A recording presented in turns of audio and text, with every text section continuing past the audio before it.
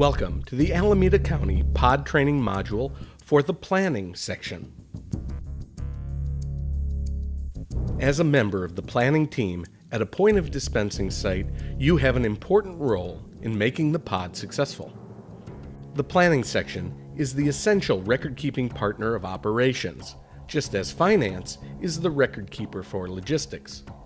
The planning section serves two important primary functions: documentation management and situational analysis. These are complementary functions because, as forms are collected, they can be used to monitor operations and calculate rates of flow. The documentation group's mission is to manage all paperwork that supports and records pod operations. This includes all patient paperwork and ICS forms. Receipts and injury or damage reports, on the other hand, should end up with finance. Forms that you'll get to know well include the patient information form, shift schedules, and the many ICS forms. Patient information forms are critical to the dispensing mission because they serve as both legal FDA documents and patient sorting forms. The patient information requirements will be unique to each incident. The template will come to you from your city EOC. Shift schedules for pod staff should be created by planning in collaboration with logistics and then be approved by command. ICS forms are available as templates from FEMA, the Federal Emergency Management Agency. They can be used as they are or customized by your city EOC. Planning has a special relationship with ICS forms because you'll not only use them, but also collect and collate them to carry out your mission.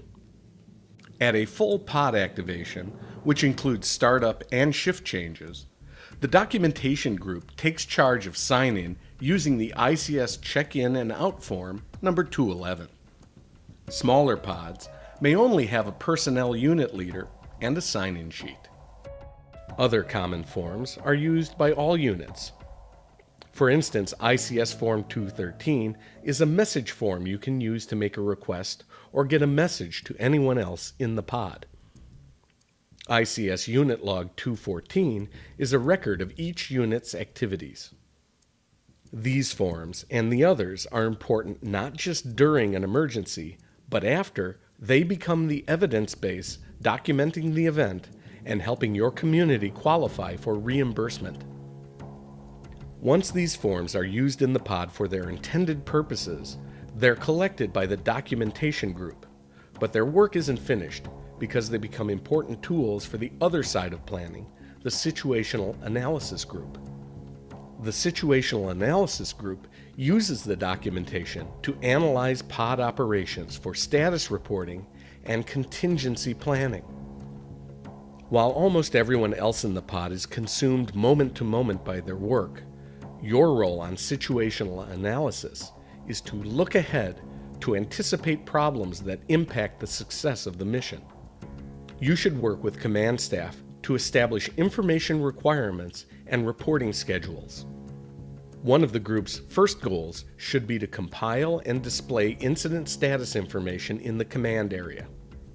Set up a status board that shows your pod's target throughput, both the estimated total number of people and the target rate.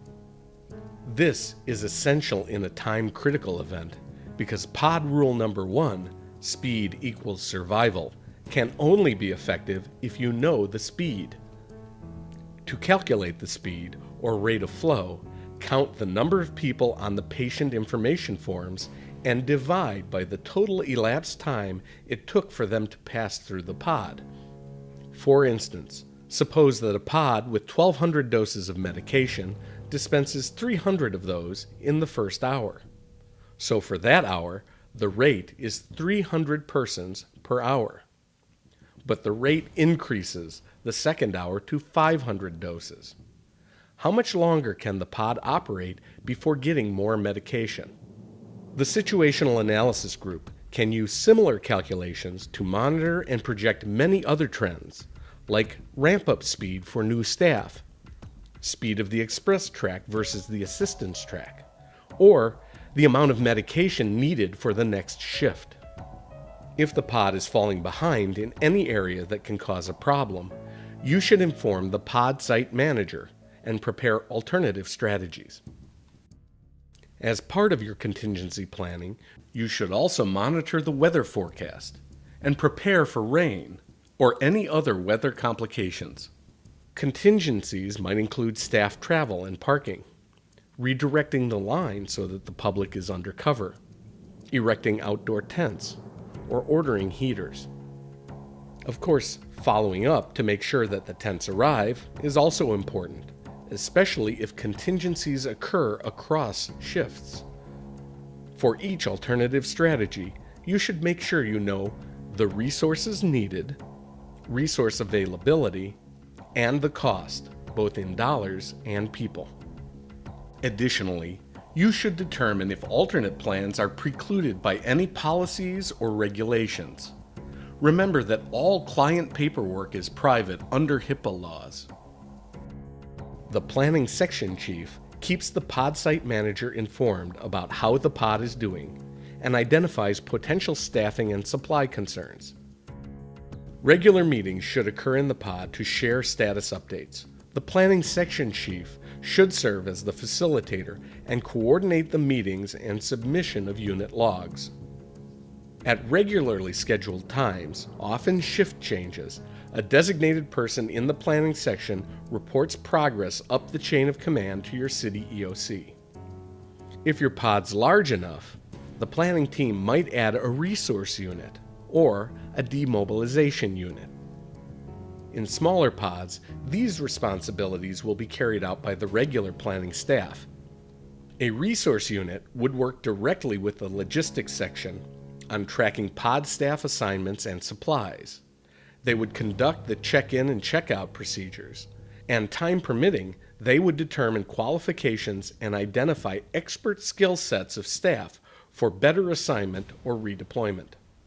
The demobilization unit would focus on releasing excess staff and resources early if appropriate, and would make sure that the regular outgoing staff is demobilized efficiently. Once the decision is made to end the operation and close the pod, the demobilization team should be ready with an effective demobilization plan. Remember that your role on the planning team makes a difference. While other staff are performing ongoing operations, your team is responsible for tracking the progress and anticipating problems. The rest of the pod staff are counting on you to think ahead. Thanks for your extra effort. This pod video training series is brought to you by the Alameda County Public Health Department, Office of Public Health Emergency Preparedness, in collaboration with Applied Creative Training, Inc.